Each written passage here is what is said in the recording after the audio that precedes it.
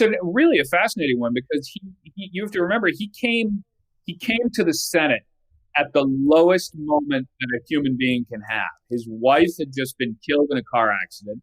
His daughter had just been killed. And he didn't think he was going to take his seat, actually, and he considered suicide.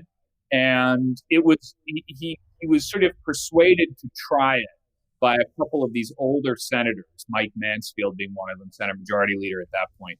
They came to him and they said, look, if you don't have something important to do every day, you are going to cave in on yourself and you're not going to be a father to these two boys that you have surviving at home. Give it a try for 6 months. So he did that.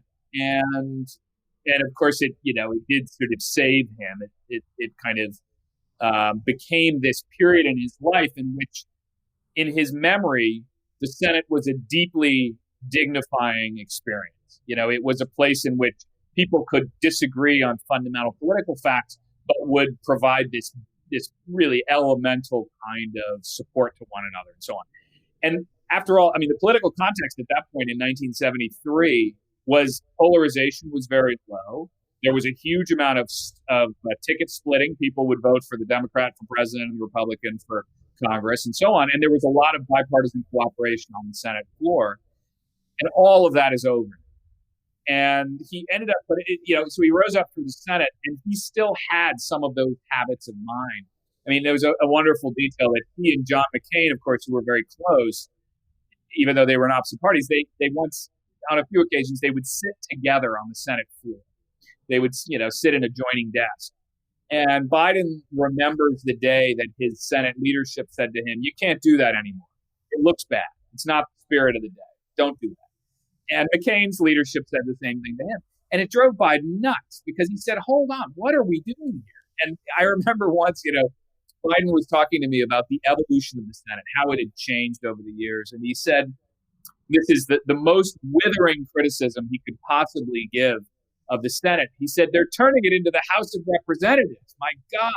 So in a way, all of those kinds of slightly decorous old customs that were really a part of how the Senate functioned.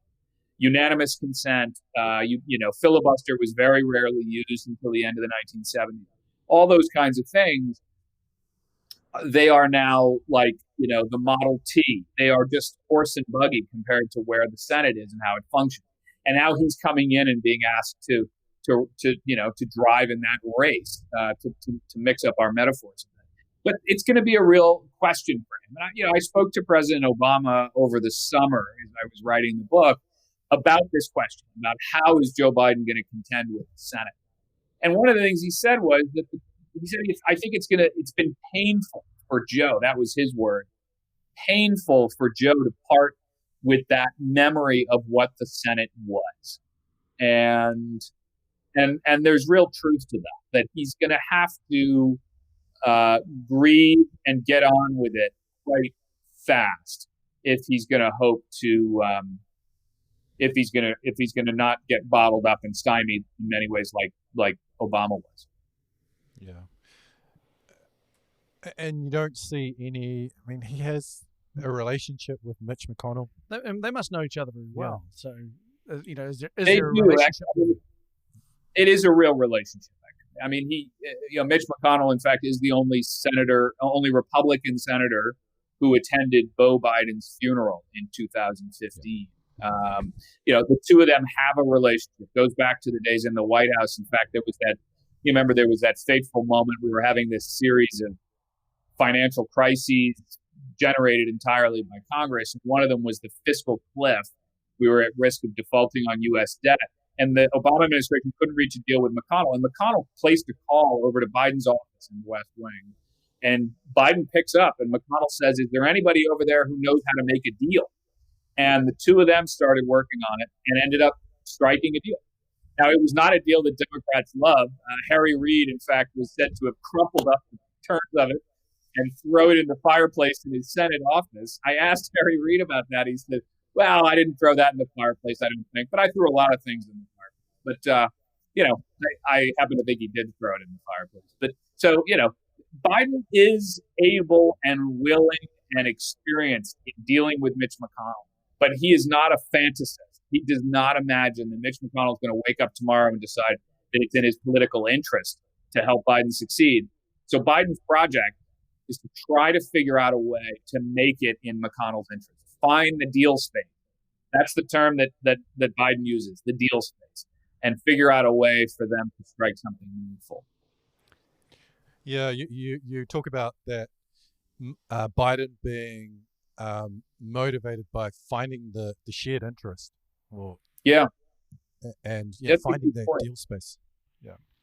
Yeah, I mean, that interest, I mean, this is something that applies also to his foreign affairs. I mean, I think I've traveled with Biden overseas, and one of the things that I've seen him do is that he has this really deeply held view that you can never tell another person, another negotiator, what his or her interests are. The moment you do that, it's over. It's lost. And one of the reasons why he sometimes clashes with American sort of professional diplomats is that he thinks that's what they want him to do. And so he'll often sort of abandon the talking points, and they'll roll their eyes at him because they say you weren't forceful enough, or you didn't do the thing we asked you to do. And he says, this is actually, I'm quoting him telling me about it. He says, because what you asked me to say was going to say to them, I think you're an idiot, and I don't think you're an idiot. And so in a way, he is trying to always understand what another person's political reality is. And that means understanding their interests, their specific political ecology that they're contending